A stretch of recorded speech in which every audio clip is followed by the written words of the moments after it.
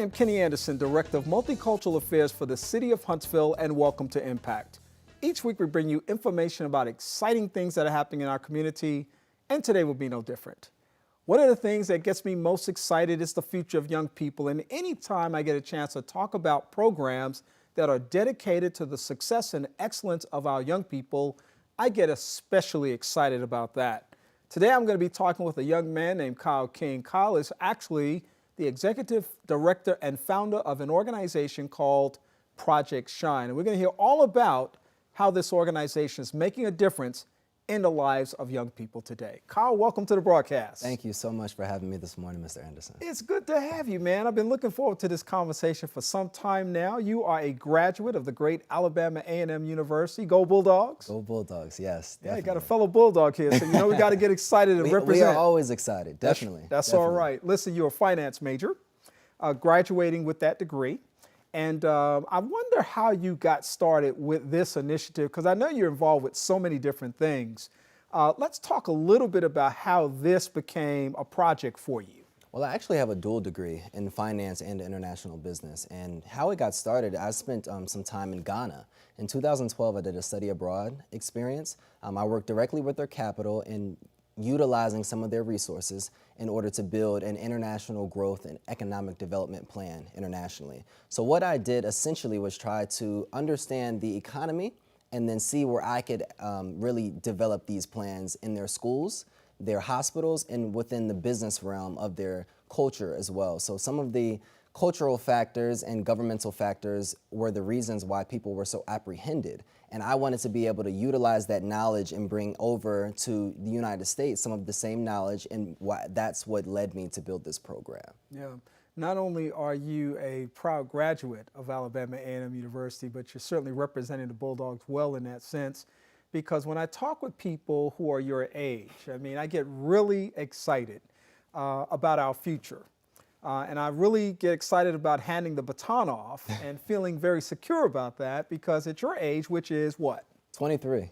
23, you're already thinking about these kinds of things, which is incredibly inspiring. And I just wonder, where does that come from in your own experience?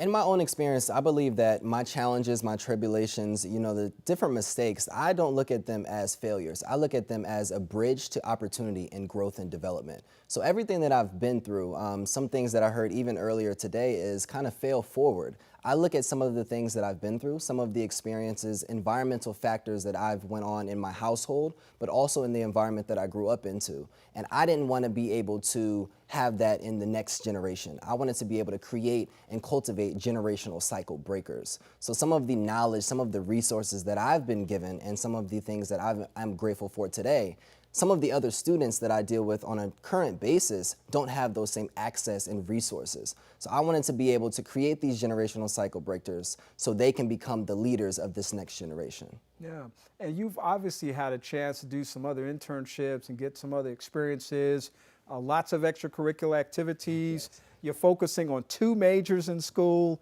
How do you balance your time? I told this story last week, actually. I had an interview with Johnson & Johnson with their pharmaceuticals, and they asked the same question. I believe just focus. You have to understand how to begin with the end in mind. However, you have to begin with the beginning in mind. I don't believe there's ever really an end. I believe that it's always a new beginning. Cut out the distractions around you. I believe just similar to a target, similar to a bullseye, when you're, whether in a gun range or an archery, you have to, all those distractions are quantity, people, mistakes, environmental factors. If you focus on that bullseye, that point of success, that goal, that dream, then that's where I spend all of my time, and that's where I would encourage people to spend most of their time. Whether it be a girlfriend, whether it be a boyfriend, whether it be Instagram or Facebook, I believe that all of my focus is on that bullseye, because it's not about me, it's about creating other opportunities for other people. Yeah, you're part of that millennial generation that there's a lot of conversation about. You're being well studied at this time, and people are learning a lot of things from you. What drives your generation? What makes you tick? I believe what drives my generation is looking at some of the traditional methods that we have in place now, and also understanding how to integrate innovative ideas or integrative methods so we can build them together and build a new world in a sense. The difference and the gap between the problem and the solution is that innovation, is that new way of thinking, that new way of driving results, that new way of driving productivity. And that's one of the biggest things within my organization. And what I'm trying to do is we're cultivating underrepresented students into globally competitive business leaders. So by providing them with the necessary skills and resources that they need, we will be building excelling professionals of the future. The 23-year-old Kyle King is awesome. I can only imagine what the 33-year-old Kyle King will be and the 43-year-old Kyle King will be. When you win a Nobel Prize or the Pulitzer Prize, will you come back on the show and talk to us? I'll come back to the show just for you, Mr. Anderson. Definitely. Your future's bright, man, and I'm just getting even more excited about hearing this. I want to hear about Project Shine. Tell us a little bit about what this new 501c3 is and where you hope to take it and what you hope to attain. So similar to what I said earlier, Project Shine is an educational initiative that is creating and cultivating underrepresented students into globally competitive business leaders. Currently, we're in Northeast Huntsville, and what we're trying to do is, through this model that I built, this 4-year curriculum for the collegiate level, I believe that we can elevate the entrepreneurial ecosystem of the Northeast or North Alabama region. We are currently in Alabama A&M University. We've adopted the program there, and we are building our first cohort student group in August. So we're bringing in 16 students, 2 of them of which are from the International School of Business in Ghana. 2 of them are from Georgia, schools in Georgia, and then the rest of them are from schools Lee High School, Johnson High School, and then also Columbia High School right here in our city in Huntsville. Wow. And through this 4-year matriculation, we're giving them leadership development classes, business communication. We're putting them through study abroad opportunities, internship opportunities, networking opportunities as well. The biggest part that I want to focus on, though, is the reading requirements. We're turning these graduating students into excelling scholars, and then these scholars into excelling professionals. Any scholar that I would name, W.E.B. Du Bois, Booker T. Washington, or even William Hooper Council, they read books, they understood how to critically think, problem solve, and truly make a new way or innovate new methods, like I was saying earlier. That's what we want to be able to kind of incorporate within our students as well. That critical thinking, that problem solving, that conflict resolution. So all of these workshops, all of these developmental, I guess, forums that we're taking our students through will build them into the new excelling professionals. So essentially what we're trying to do is develop a new student, a new millennial that is tackling the global issues that our generation right now, are creating today. I get the sense that doing well is good for you, but doing excellent is even better.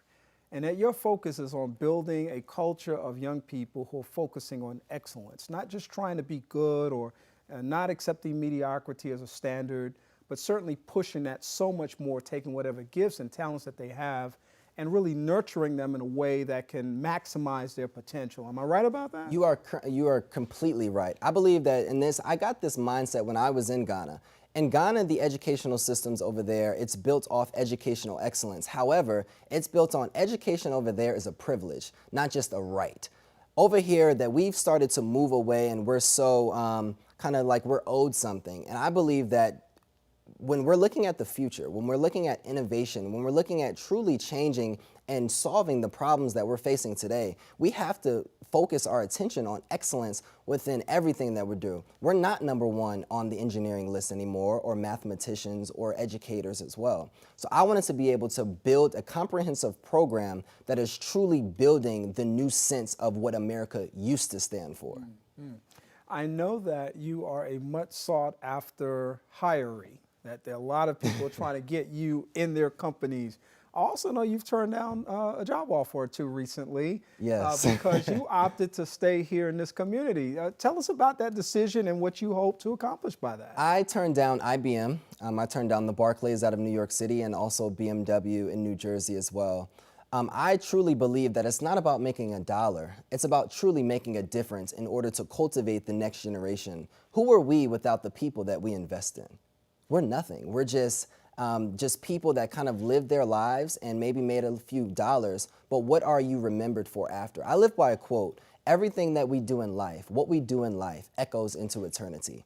I don't want to be remembered by what I did today. I want to be remembered by that dash, that 1992 through maybe 2020, and everything that I was being able to cultivate and help other people. I want to be the change that I wish to see in the world. Yeah. When you look at the generation of young people today, students who are coming through, whether it's A&M or any school, as people are watching in many different areas the show today, I want you as a person who's gone through that process and had tremendous accomplishment to this point, talk to that group of students about maybe 2 or 3 success points that are absolutely essential to their getting through to the finish line. Maybe it's that beginning freshman, or maybe it's that person who is repeating a course, or maybe it's that person who sees the end. It's right there, at least this part of the journey. Maybe the graduation's right there, but they're trying to get over that hump. What would you say to those people? What would I say? I kind of live by something else. I believe that your network equals your net worth.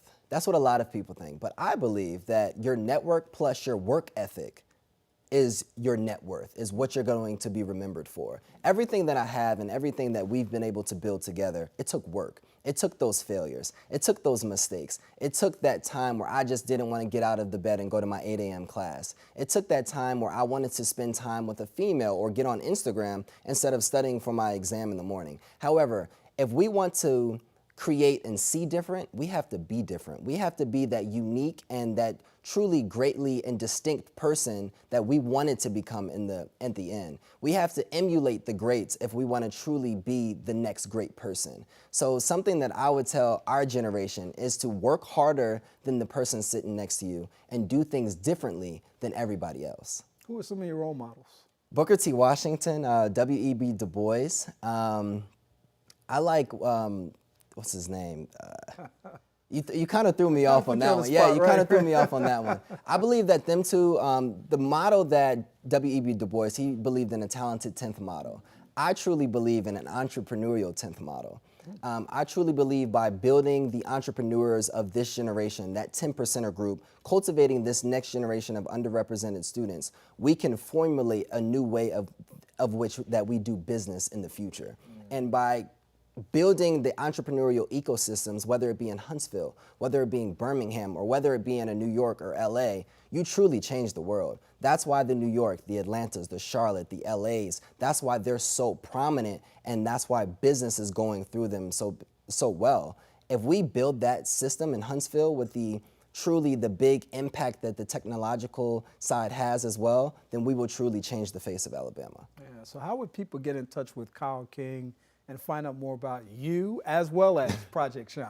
Well, to find out about Project Shine, you could visit our website at www.projectshineal.com. All right, and they can get lots of information and contact stuff right there. Yes, and my email personally is Kyle King, KYLEKING, at projectshineal.com. Yeah, I have a feeling if enough people get a hold of this video, you're going to get some more job offers. I'm going to reach across the table and shake your hand. Thank you so much, I rarely Mr. do on Anderson. this broadcast because I'm just honored to have had a chance to talk to you today. And I will hopefully continue to have opportunities to learn about your success. And you can come back at some point and give us an update on what's happening with Project Shine. Thank you so much. It's a pleasure. What a phenomenal guest today, Kyle King, giving us the 411 on Project Shine. And we're so glad that young people like him are out there doing what they're doing and setting such a positive and strong example of what youth leadership can be about. And as I said earlier, that knowing that old cats like me, we're about ready to pass that baton. I mean, we're going to step off the scene, but everything is in good shape with people like Kyle, and we know they're more like him. And I think that we need to celebrate these young people who are doing great things and support them, not just tell them that they're doing a good job, but actually find ways that we can support them as well. I've made my commitment, and I'll continue to do that to this brother. Good man. We hope that you will continue to follow us on this broadcast on Facebook at Impact with Kenney Anderson. You can check out this video as well as behind-the-scenes images of the broadcast as well. And we hope, as always, that you have a great week, and we'll talk to you again soon.